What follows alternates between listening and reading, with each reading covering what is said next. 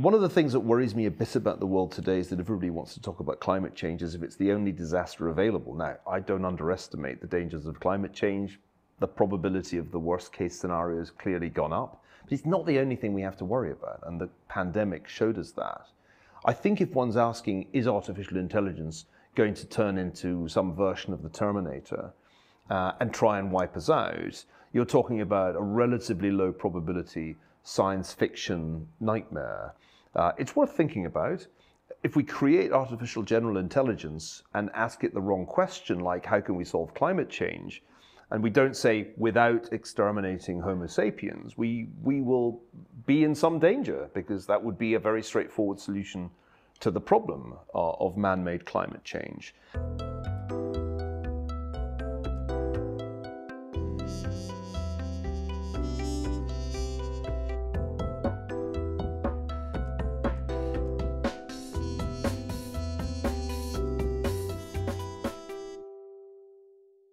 Mr. Ferguson, at the beginning of the pandemic, Henry Kissinger said that it would forever alter the world order. Do you agree? I think I do. I think, although it's a little early to tell, COVID-19 has the qualities of a major historic turning point, in the same way that the First World War was clearly a huge punctuation mark in history. And that's surprising, because historically, not all pandemics have done that. The pandemic that is most like COVID-19 in modern history, just in terms of its scale and character, is the 1957-58 Asian influenza. And that really didn't change history at all. It killed a lot of people, but its historical consequences are very hard to find. So we have to ask the question, why is COVID different? Why will the world be altered? And particularly, why will world order in Kissinger's sense be altered? And I think the answer to that is not only that a lot of people have died prematurely, but two other things have happened. One, a huge economic shock, very, very rare in history because of its severity and also relatively short duration. And the other thing, which I think may be more important, is that the Cold War, and I think it's right to call it a Cold War, between the United States and China has intensified because the pandemic originated in China, because the Chinese sought to pass the blame to the United States, because there was then a competition over vaccines, because of all the other things that the pandemic has done, we now are very clearly in Cold War II. And in that sense, I think Kissinger is right. Yes, also the world of information is completely different than before. It is totally divided. People believe what is taught in the bubble. They fight the opposite. It's team A versus team B. What's the influence of new media on it? Well, we know that pandemics nearly always give rise to anxiety and often to crazy ideas. We can see this all the way back to the time of Thucydides. I mean, Thucydides describes the Great Plague of Athens. It's almost the first accurate description that we have of a pandemic. And one of the things he observes is that there was a crisis not only of public health in ancient Athens, but of morality, of religion, and of politics. So this part of our story is as ancient as history itself. But the difference between a pandemic in the time of the printing press, or a pandemic in the time of terrestrial television, and a pandemic in the time of the internet and social media is very great indeed. The 1957-58 Asian flu, as I said, was a pandemic quite a lot like COVID. COVID has killed somewhat more people in relation to population, but they're quite similar in their scale. But there was no internet in 1957, and most people got their information from radio and television and newspapers. And I can't find much trace of an anti-vax movement in 1957. In fact, people rushed to get the influenza vaccine when it became available, just as they rushed to get the polio vaccine. In fact, it's very hard to find any evidence that the Asian flu was a partisan issue. It wasn't part of politics, it was a public health issue. And in that sense, it didn't even get much news coverage. It's kind of hard to find in the records at the time, even though we know from the statistics that a lot of people were sick and a lot of people died. So the internet has clearly changed something very profoundly. This was the subject of my last book, The Square and the Tower, and I warned then, that was back in 2017, that if we didn't fix the way the public sphere had been taken over by network platforms like Facebook and Google, then we would pay a heavy price for it. And we are now paying that price because those platforms, without a doubt, have disseminated disinformation and misinformation about the virus and about vaccines and about much else. And although one can't exactly say how many people have died as a result, it is a non-trivial number, certainly in the hundreds of thousands. So these people, these times, people are in Telegram groups and they're sharing their theories about the world and about the secretly emerging totalitarian new world order. Also, they talk about the Great Reset. What do you think about all these? Are these theories just utter rubbish? I think they are utter rubbish, by and large. I mean, if you read any of the vaccine conspiracy theories, which are widely believed, about half of the people in the United States who refuse to get vaccinated believe that it's because the vaccine includes a microchip designed to place the population under mind control. Half the people. And 29% of adults are refusing to get vaccinated. That is a lot of people believing one very crazy thing that is manifestly not true. And there are many other examples I could give. Two things about this are very striking.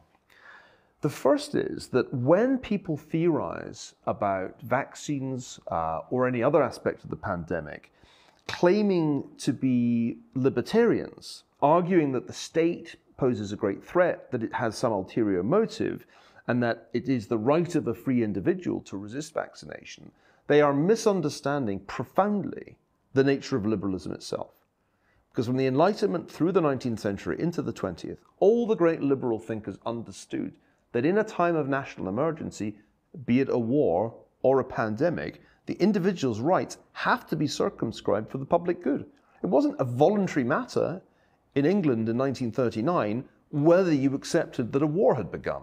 It wasn't up to you whether you did the blackout that concealed light in urban areas from German bombers. This was no matter of individual choice, nor should it have been. And the same has always applied to vaccination from the very earliest times that variolation against smallpox was introduced.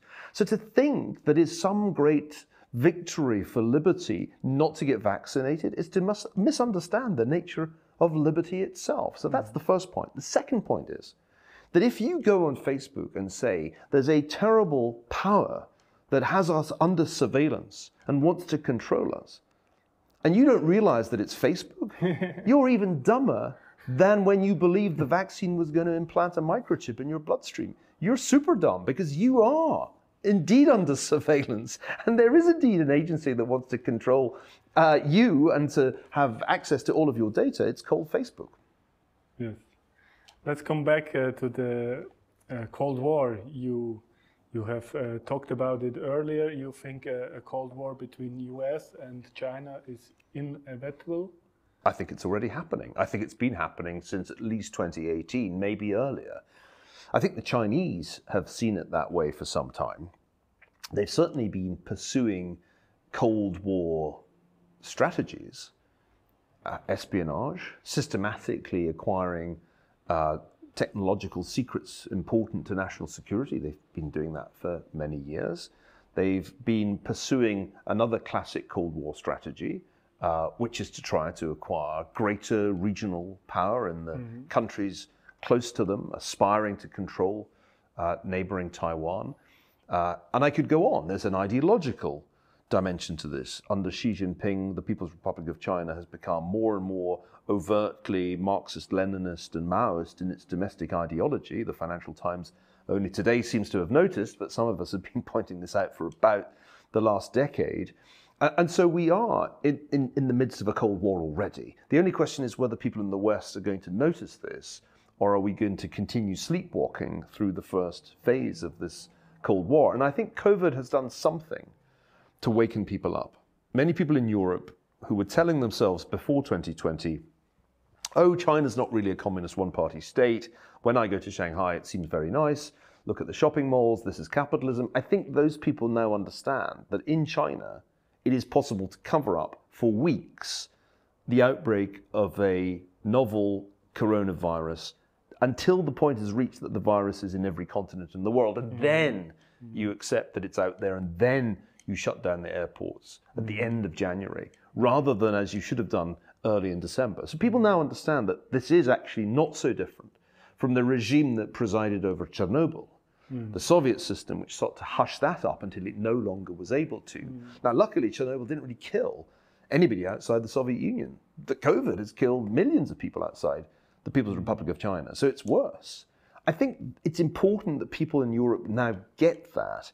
We're not making it up when we say this is a one-party state, it is a totalitarian regime, it is profoundly hostile to Western values, and it turns out, to the lives of people living in the West. Yeah, especially Hong Kong and Taiwan are most vulnerable there.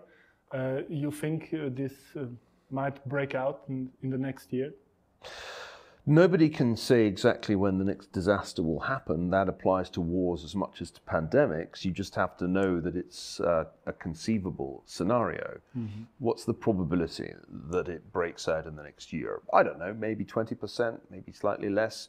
What's the probability that it happens in the next 3 years? I think it's quite a bit higher than that, because the time frame within which Xi Jinping can bring Taiwan under the control of Beijing is not very long. Because at any point after Joe Biden's presidency, a new president could get serious about deterring China.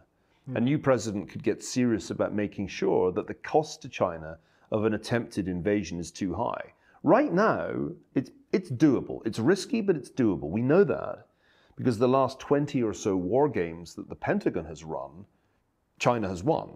So we know that the US is right now at a significant strategic disadvantage, that its aircraft carriers are highly vulnerable to land-based Chinese missiles, that any war over Taiwan would escalate very rapidly because the US would have to take out Chinese air bases on the mainland. This would be a big conflict. So it's at the moment conceivable that China could risk it and win, but that might not be true in 4 or 5 years' time. So I think the window is a relatively narrow one, and I think Xi Jinping understands that, which is why you get the sense of China being put on a war footing in all kinds of different ways at the moment. The atmosphere has changed domestically in China. The language Xi Jinping used at the 100th anniversary celebrations of the Communist Party earlier this year was absolutely warlike. So anybody who thinks this isn't going to happen, 0% probability, is just blinding themselves to the evidence coming out of Beijing. But if it happens, will first the US go into it? And second, what will the rest of the world do? I mean, it's very important for all the democratic countries to somehow defend Taiwan, isn't it? Well, it's a difficult question to answer, firstly, because I'm not sure what Joe Biden would decide to do. There would be very strong arguments for action, given that the US is committed by a 1979 Act of Congress not to tolerate a violent change to the status quo in Taiwan. That's a matter of legislation. And also because even without that, it would clearly be a disastrous blow to the US position in the Indo-Pacific region and would be seen as such by Japan, by South Korea, by America's allies generally. So the arguments for action would be very compelling. The arguments for not acting would be largely domestic. It would be perhaps next year a midterm election year. There would be anxiety that you had only just left Afghanistan and now you're going into another war. I can't imagine Jake Sullivan, the National Security Advisor, believing that the American middle class really cares enough about Taiwan to risk American lives in a war, which would be a big war. This would not be Afghanistan. This would be a much larger conflict. So I don't know what they would do. I know that it would be one of the toughest decisions of Joe Biden's life. Would it surprise me if America folded? No, because America folded over Ukraine. And that was when Joe Biden was vice president. So that's the first part of your question. The second part is what would the rest of the world do? Entirely a function of what the US does. Australia, Japan, India are increasingly American allies in something that we call the Quad, that has the potential to become the NATO of Asia. But it's only the potential. It's very early days, and it certainly hasn't been stress tested. If the United States took no action, I think the others would certainly not be able to act on their own. So question 2 entirely depends on question 1. If the US fights, then I think it can count on significant support from Japan, Australia, and maybe India. As for NATO, that's harder to predict, but it doesn't matter so much, because ultimately NATO is not the key to the fate of Taiwan. NATO is an alliance that is transatlantic. This would be a trans-Pacific war, therefore NATO's role would not be decisive. The other question is, how strong is China really? Contrary to popular belief, you argue that China could be weakened by the pandemic. There's a naive view, which was already apparent last year, that China somehow won 2020, won the pandemic. Maybe it started it, but they got it under control faster than almost anybody else. And then their economy avoided a significant negative GDP number last year, and not many economies achieved that. And so, ergo, China wins. But this is to misunderstand the nature of power very fundamentally. First of all, China lost in the eyes of a clear majority of developed countries, and probably quite a few less developed ones too. The negative sentiment towards China has gone up hugely in most European countries, as well as in most developed Asian countries. And I would guess, though I don't have data, in India too, given that there were even border skirmishes with India last year. So China's position in the world, its soft power, its image, these have taken a very significant hit. Secondly, if you look closely, China's economy was already slowing down before the pandemic struck. Those people who were predicting 9% growth for China this year were raving it's going to come in at or perhaps below 6%. China's economy is not, in fact, nearly as strong as people thought. And that's partly because of the shock of the pandemic. It's also because the Chinese vaccines don't work. And it's a pretty big problem in a pandemic if your vaccines have very low efficacy. And that's another way in which I think China actually had a much worse year last year and is continuing to have a worse time than most people in the West realize. They cannot reopen.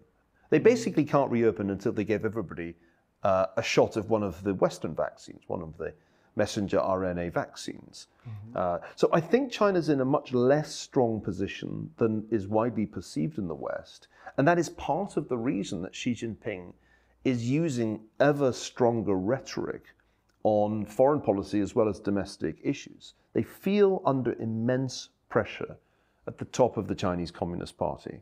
And one way that traditionally weak regimes that have many worries deal with their problems is in fact with some active foreign policy aggression designed to take people's minds off the fact that the economy is slowing, the population is shrinking, and the debt mountain just keeps getting higher. And I didn't even mention the coal-burning power stations, which is going to make China the bad boy of the upcoming conference on climate at Glasgow. It's not going nearly as well for China as is widely represented in the Western media.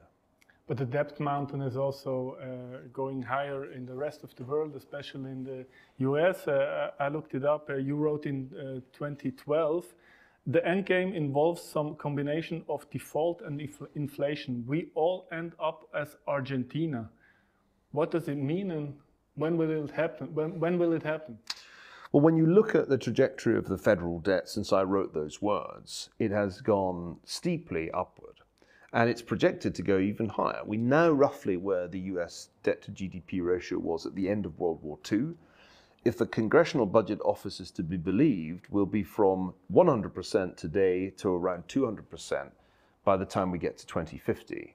And so the debt mountain of public debt is growing extremely rapidly in the United States. What does it take for the United States to end up as Argentina? Well, the obvious answer to that is that the dollar needs to stop being the world's reserve currency. As long as the dollar is the reserve currency, as long as most transactions in the world are in dollars, even if they're between non-American parties, and as long as investors around the world regard the 10-year treasury, the bond the government of the United States issues, as the safe asset, then the United States is not Argentina, and its debt mountain can get even higher. It can become like a Swiss Alp, and it's not a problem.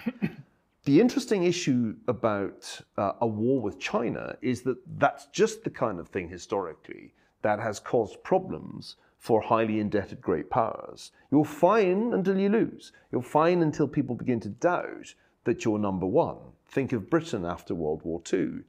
Britain was plagued by sterling and debt crises through the 50s and 60s and into the 70s, by which time it was obvious that Britain was no longer a great power. It had double-digit inflation, and anybody who had invested in British government bonds had got screwed, my grandparents included.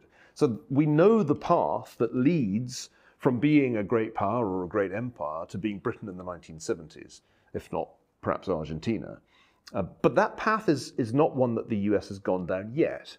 It may have lost in Afghanistan, but it's still globally number one. If it lost in Taiwan, I think that would be a very different story. And then it would begin to feel to investors that maybe the US wasn't number one, and maybe we really are in the Chinese century. So I think there's an important connection there between finance on the one side and geopolitics on the other. But the inflation numbers of the US dollar at the moment are like 5.4%. And what is it if they are in the double digits? And what's the role of Bitcoin and cryptocurrency as an alternative to it? Well, first, I don't think they're going anywhere close to double digits. And I think 5 might even be about as high as we get. A lot of what we're seeing at the moment is, as the Federal Reserve says, transitory. And inflation will come back down in the coming months. I think most people agree on that. The question is any of it non-transitory? And I think some of it is. And the question is, where does inflation land? Where do inflation expectations land? Are we going to come all the way back to 2% and lower?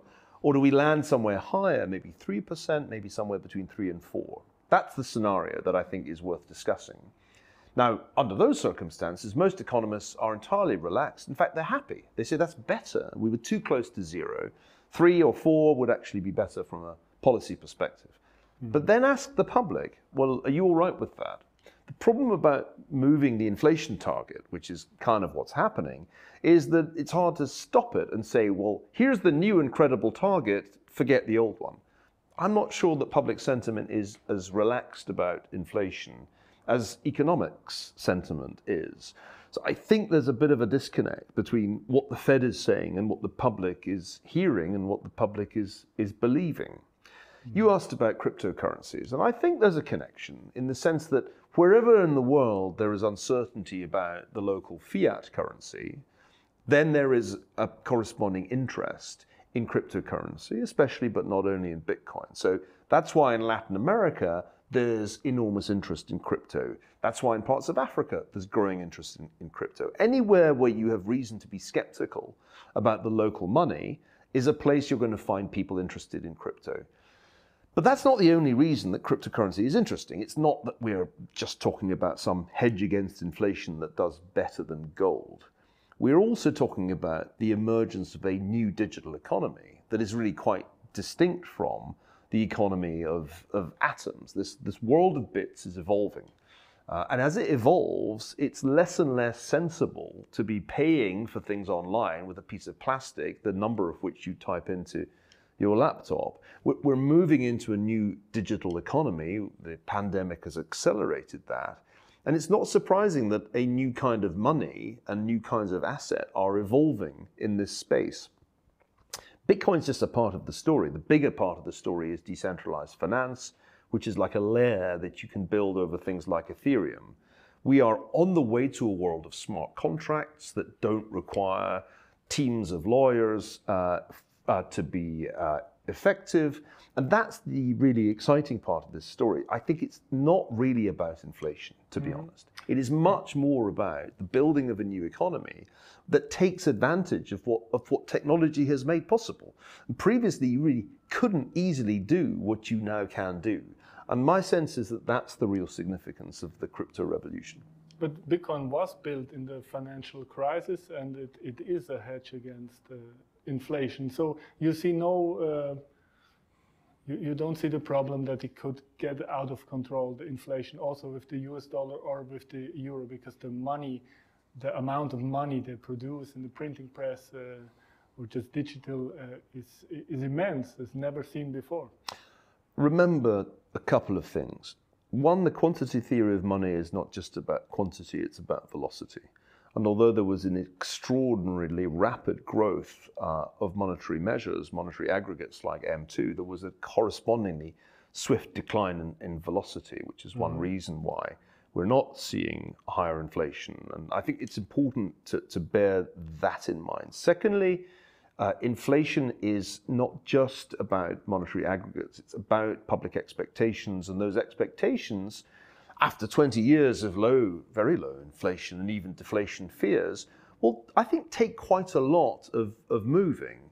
And if, as I think likely, the transitory parts of inflation fall away, with a delta wave of the virus that is slowing things down already in the United States, then it's going to feel like that inflation danger was exaggerated earlier this year by those people who were sounding the alarms. I don't think it's plausible that in the United States, much less in Europe, we see inflation anywhere close to double digits. I think it'll be doing well to stay significantly north of 3% going into next year, especially if the Delta variant is followed by more variants that make life harder than we expected to get back to normal. So I think it's important to bear that in mind. The other thing to remember is that Bitcoin is a special kind of cryptocurrency. Its importance is partly defined by its finite supply.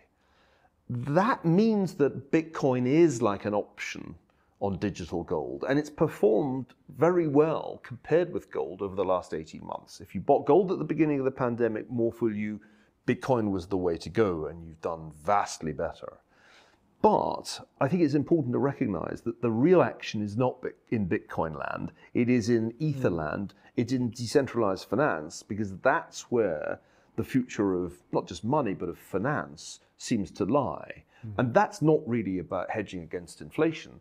That is about thinking through what you can do once you apply all the power of modern technology to every kind of financial transaction, not just to have a store of value, but every kind of financial transaction extending all the way to how your mortgage is designed, or how an insurance policy works. I mean, every time you're making any kind of financial transaction in the fiat world, you may have noticed this yourself, there's pages and pages of stuff that you're supposed to read that nobody reads.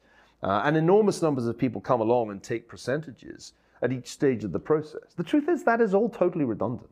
Much of that should be stripped away, in the same way that if you make a remittance payment to your relatives in some far-off country, you shouldn't be paying 10% to Western Union. So the financial revolution in technology is much more about reducing transaction costs and eliminating middlemen than it is about hedging against inflation. Let's go to Great Britain, which has left the European Union. Is it some kind of alternative model in Europe, in your view?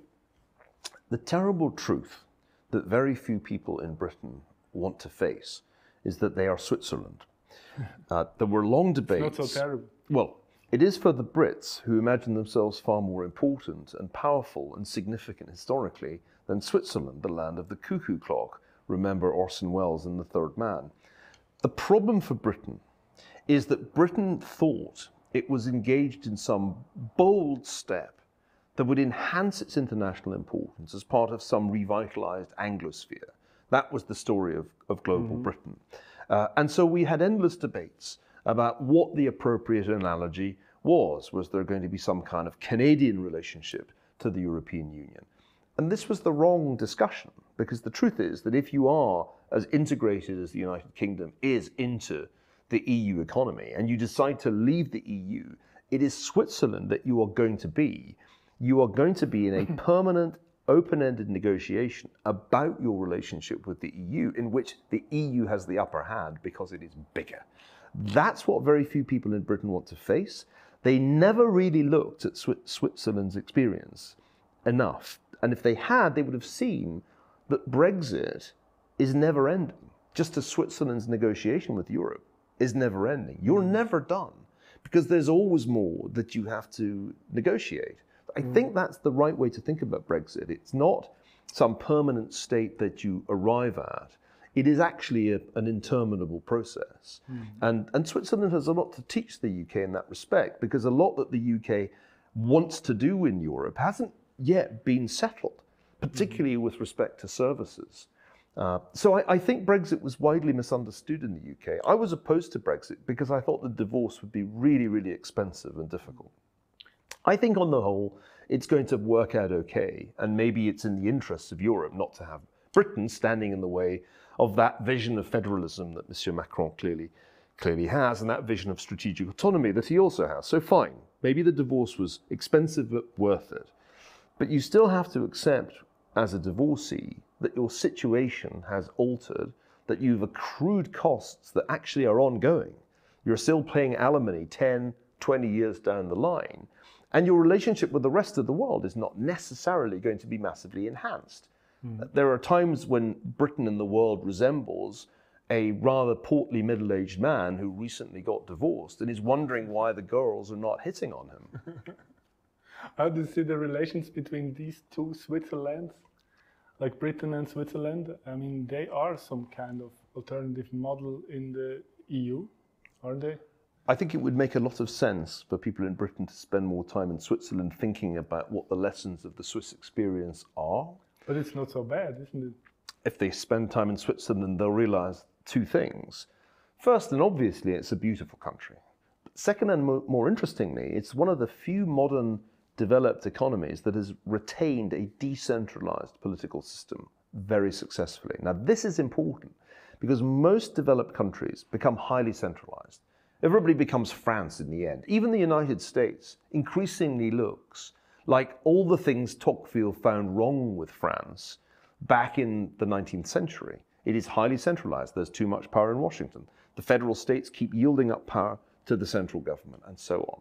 Switzerland's the outlier because unlike all other developed countries, it has remained highly decentralized. And that's something that Britain, I think, could also learn from. A lot of British politics is dominated by arguments about the relationship between England and Scotland, England and Northern Ireland, even England and Wales. In truth, most of Britain's domestic political problems are a consequence of excessive centralisation, which dates back a long way. Too much power is in London, too much of the government is in London. So one of the things that I think we could usefully learn from Switzerland, and the same applies to the United States, is how to get back to a decentralised system of government in which as much is done at the local level as possible, and democracy is something that is quite direct and vibrant at the local level. And people at the national level are not so important. I mean, who actually can remember the names of the national politicians in Switzerland? Nobody outside Switzerland, because they're not really that important in the Swiss system. And I think that's attractive. I think that's something that every English-speaking country should look at and envy, because we've all, in our different ways, become too centralized. Look at Australia. I mean, there's a country that one used to think of as being a highly free society. But in the midst of COVID, it's become one of the most extraordinarily restrictive countries in the developed world. And nobody quite can understand why, because it doesn't seem innately Australian. I think the answer is because the political institutions had just become so much more centralized that when the government decided it wanted to lock everybody, not only in their house, but to lock the borders, it was able to do so. Switzerland is a confederation, and Great Britain, in its way, is also a confederation under the crown. Except that, institutionally, what really happens is that most power is still in the hands of the central government in London. And the Parliament in London is the crucial agency, and relatively little power is in the hands of local governments. Devolution gave power to the Scottish government in particular, also to the Welsh government, but that's not really a perfect analogy with Switzerland, where there's really much greater distribution of power to local levels, to the cantonal level. I had one tweet of you of 2016, where you say, my mistake was uncritically defending Cameron and Osborne instead of listening to people in pubs. Issue was not GDP, but future migration. That's what you wrote about Brexit. Should intellectuals and politicians listen more to people in pubs? Yes, unquestionably. And I learnt that lesson. I went back to the United States, having been one of the losers in the Brexit debate.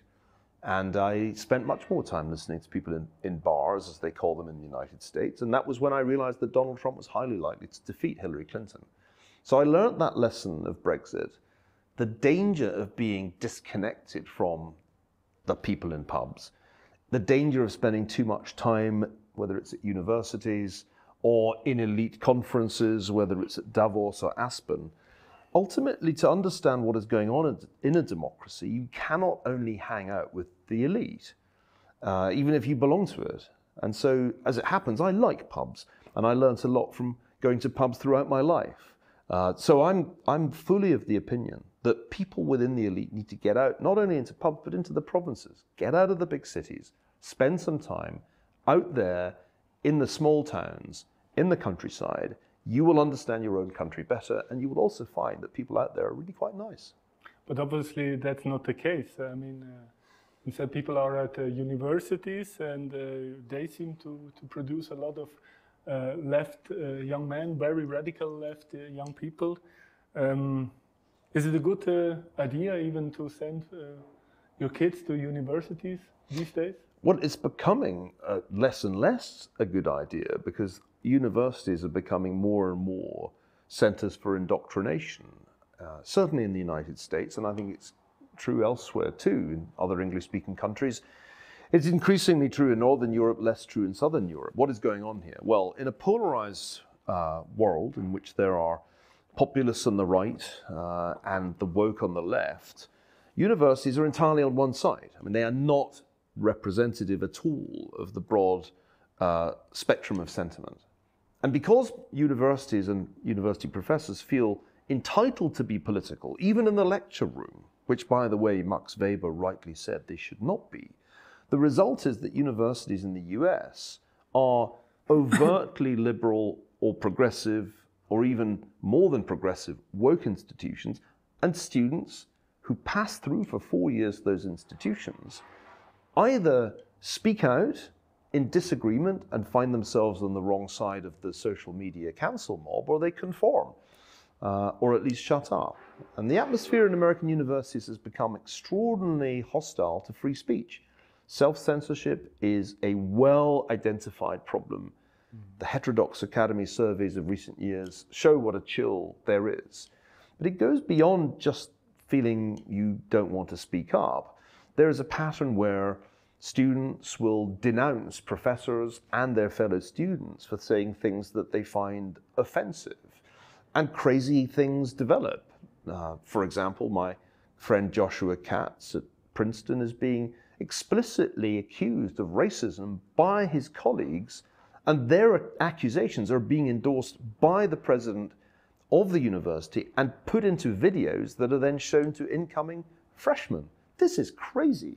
So I wouldn't send my child to Princeton under these circumstances if they had a fully paid, fully funded scholarship, because it's clear to me that Princeton is no longer a place which upholds academic freedom, and it therefore cannot be a place in which the values of a free society are going to be communicated to the next generation. So we have to be very concerned about this, because universities are, by and large, where elites go to get educated. If they come out woke, they come out fundamentally hating the idea of a free society and believing that American history is just one long story of slavery and segregation, then it seems to me that we're heading towards a kind of civilizational suicide. This is a very serious problem, even if it can sometimes seem absurd, but it's a lot less absurd when the same people come from the campus to your corporation, take their jobs, and then start engaging in the same behaviors at work, denouncing executives or their co-workers. This stuff is happening at the New York Times, it is happening at major publishing houses, and it's spreading through the technology companies too. So we have a major problem, which I think is only in a mild form in Europe today. And most Europeans look at this and think it's a little crazy, but I'm not quite sure what stops it happening here. As a historian, where do you put these young radical people? There, for example, there have been these children crusades in the 13th century, or also the Protestant Reformation of the 16th century. Where do you put it? Or how do you compare it? I was interested to see my friend Anne Applebaum in The Atlantic drawing a comparison with the Puritans. And that argument's been around for a while. I think it was Matt Iglesias who coined the phrase the Great Awokening several years ago, capturing the religious character of much of this. And it is plausible to me that some of what we're seeing here is a sort of atavistic reversion to patterns of behavior that we remember in the 17th century. I mean, we're not literally burning and hanging witches, but there are witch hunts going on campuses. And much of the behavior of woke students feels more cult-like than political. It's not even that well connected to specific policy agendas. It's much more about going after people who are heretics and guilty of hate speech. Hate speech is just another word for heresy. And so there's a very religious character to this, which I think for me is most recognizable when I look back at how people behaved in the more extreme phases of the European Reformation. There's something of the 20th century about it. If you studied the Cultural Revolution in China, when students turned on their professors at the University of Peking and elsewhere, you can see some resemblances there. And there is a sort of Red Guards quality to the way some radical students attack professors publicly. Watch how Nicholas Christakis at Yale was attacked by students at Yale some years ago. That was like something out of the Cultural Revolution. So I think the answer is a sort of strange mix of religious sects in the 17th century running around looking for witches and Red Guards in Mao's China. But also a lot of journalists seem to behave like political activists these days. It's not just the university, it's also the media. Well, Max Weber said in a famous lecture that you should leave your politics at the entrance to the lecture hall if you're a professor, that Wissenschaft and Politik were distinct activities, and I have believed that all my life. And I've done my very level best in my teaching to make it impossible, or at least difficult, for the students to work out where I stand politically, because the teaching of history is not, and should not be, some activist campaign. And there are similar rules that I think apply in journalism, that there are reports, and those should be factual, as far as possible accurate, and then there is commentary, and that is something quite different. And commentary and reporting have fused at many American media outlets in a way that I think is profoundly harmful and has produced some really terrible journalism, betraying the, I think, fundamental principles of the free press.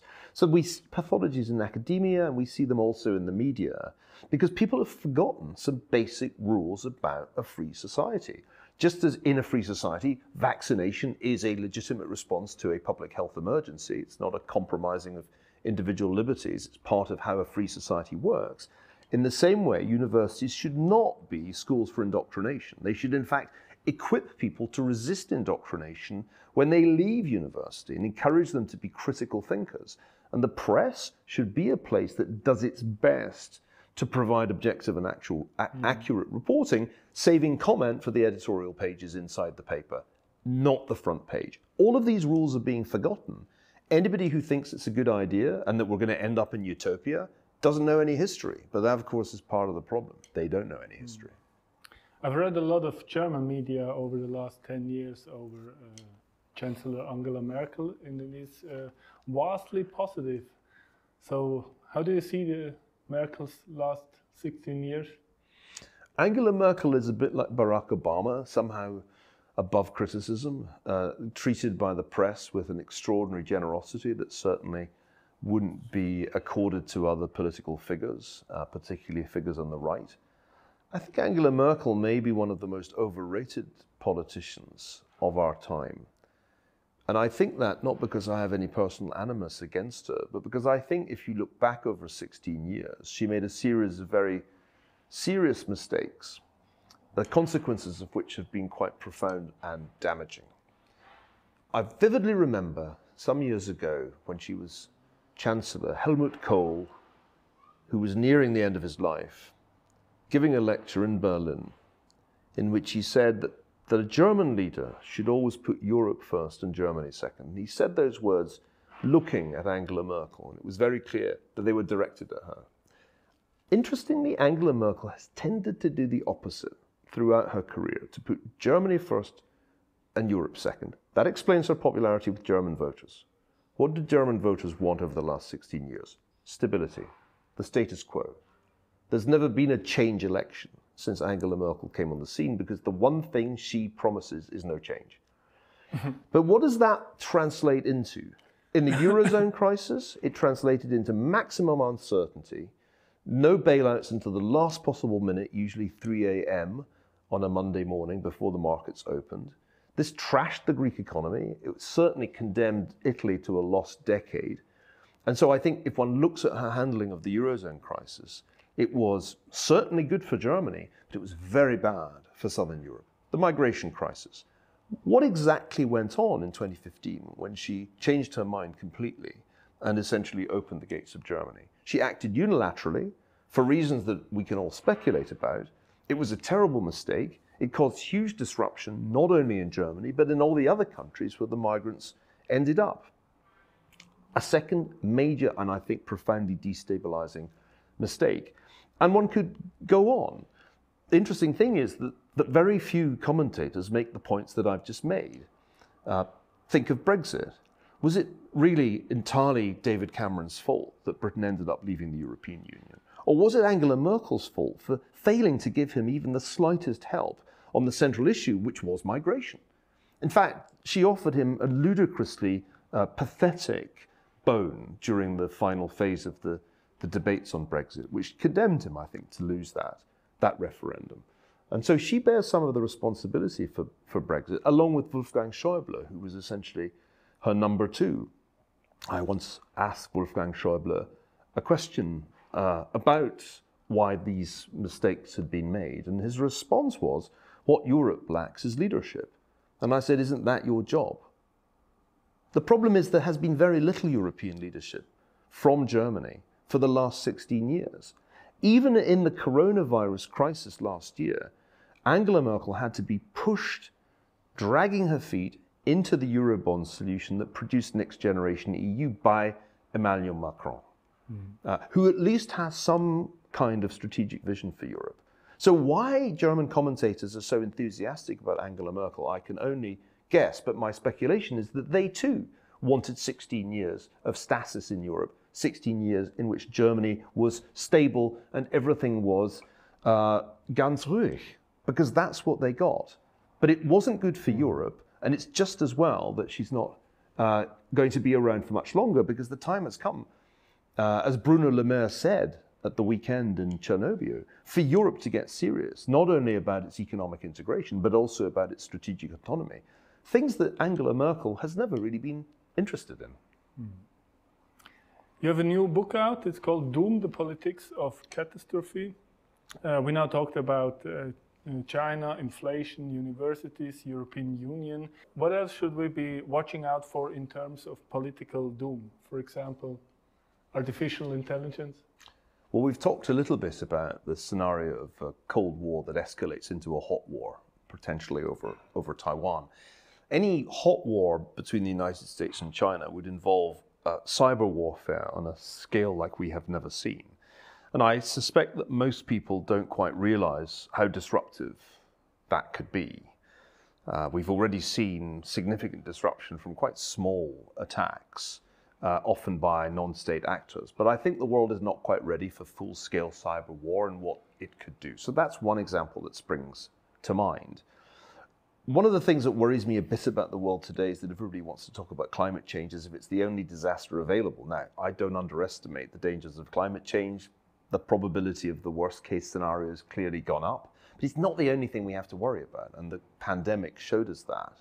I think if one's asking, is artificial intelligence going to turn into some version of the Terminator and try and wipe us out, you're talking about a relatively low probability science fiction nightmare. It's worth thinking about. If we create artificial general intelligence and ask it the wrong question, like how can we solve climate change, and we don't say without exterminating Homo sapiens, we will be in some danger, because that would be a very straightforward solution to the problem of man-made climate change. But I don't think that's really our number one concern. A, we're not at, or even I think that close to artificial general intelligence. Right now, we can't even get artificial intelligence to drive a car better than a human being. So I think that's probably not that high on my list of worries. And in Doom, I argue that we have a much nearer term risk from the surveillance systems that we've already built, both in China and in the West, even if the Western surveillance systems are private. We are much closer to bringing in a new kind of totalitarianism than we realize. And that is even something that applies to what we discussed earlier about universities. So I think the great near-term threat is actually the revival of totalitarianism inside and outside China. And what worries me is that I see people using the risks of some other forms of disaster to justify increasing levels of surveillance. That seems like a hugely dangerous argument to make. And we'll end up with suicide for fear of death if we're not careful. Mr. Ferguson, thank you very much for your visit. Thank you.